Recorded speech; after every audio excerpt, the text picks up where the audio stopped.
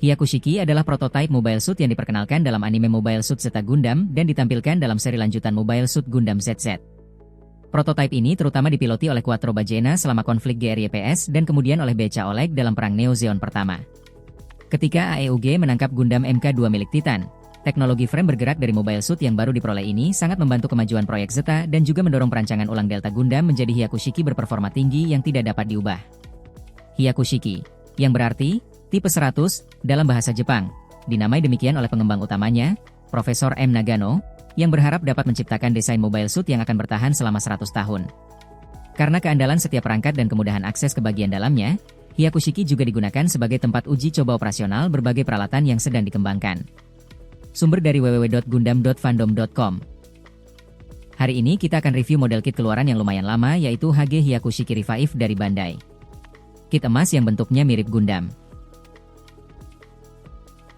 Saat merakit kit ini tidak ada masalah, merakitnya sangat nyaman, kualitas Bandai jangan diragukan lagi lah ya.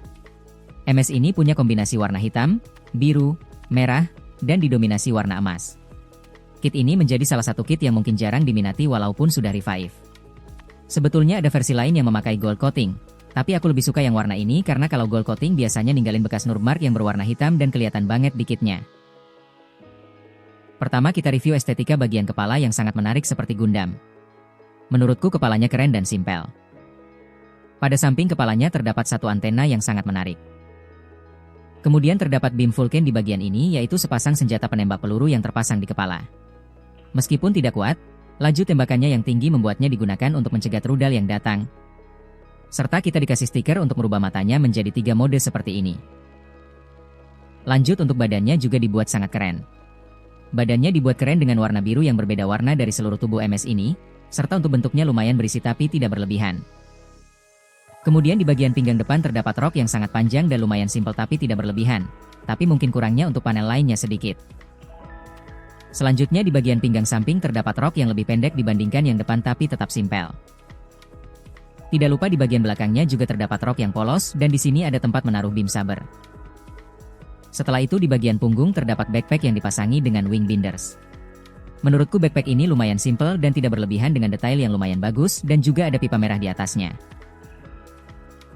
Lanjut untuk bagian lengan terlihat gagah dan lumayan keren. Pada bahunya dibuat besar dan gagah yang membuatnya keren ditambah dengan stiker jadi makin keren. Kemudian untuk bagian tangannya lumayan ramping tapi tetap gagah dan lumayan detail. Selanjutnya pada kaki ini yang membuatnya terlihat gagah. Pada kaki lumayan keren dan detail serta bentuknya seperti kaki Gundam. Apalagi untuk bagian kaki bawahnya unik karena terlihat seperti mesin dan lumayan detail.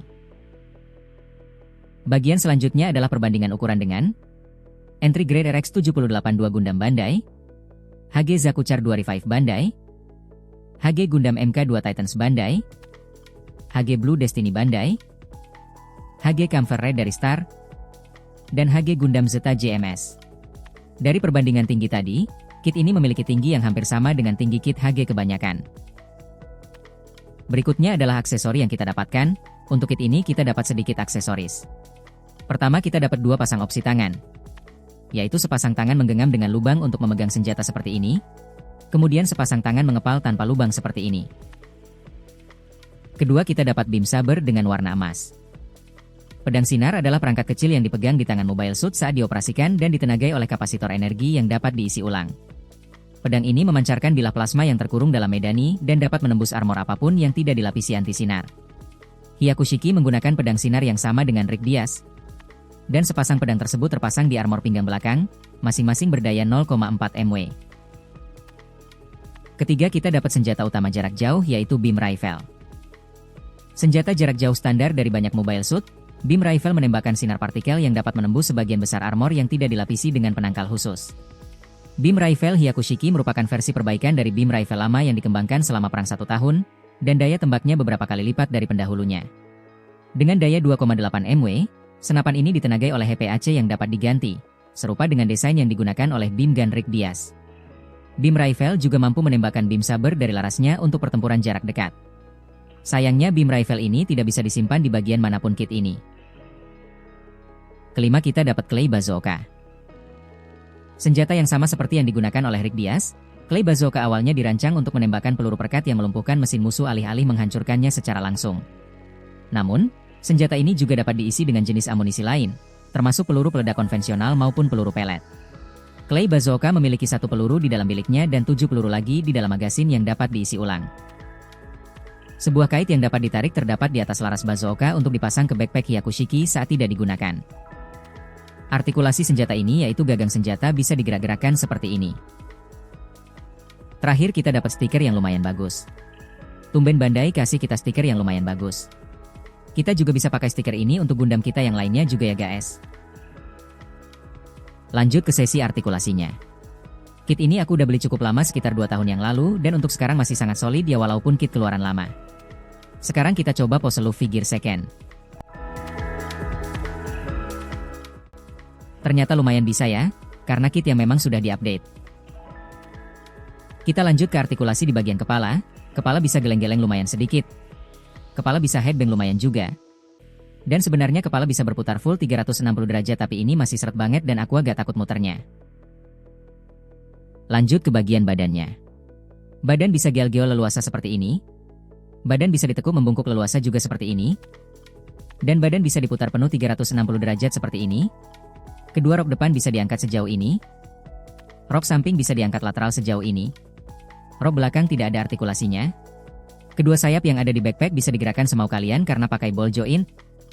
Dan kedua sayap yang ada di backpack bisa digerak-gerakkan seperti ini.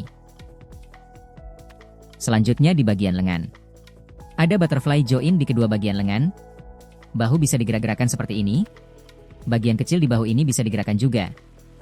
Lengan bisa diangkat lateral sejauh ini saja. Lengan bisa diputar full 360 derajat seperti ini. Bagian bicep tricep juga bisa diputar penuh 360 derajat.